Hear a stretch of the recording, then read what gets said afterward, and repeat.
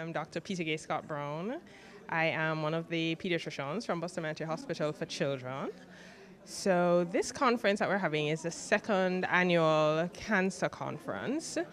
It is sponsored by the JAHJAH Foundation and it's in association with Bustamante as well as Columbia University in New York. What has been really good about it is that it's an opportunity for us for outreach, for better education.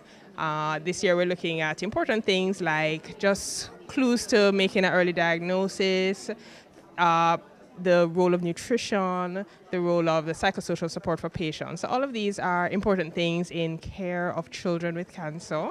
And we hope that by learning more and educating our colleagues a little bit more as well, that the quality of cancer care in Jamaica will be improved overall. And this is what our aim is. And the resources can be quite challenging at times. And so we are looking for ways to just make it better.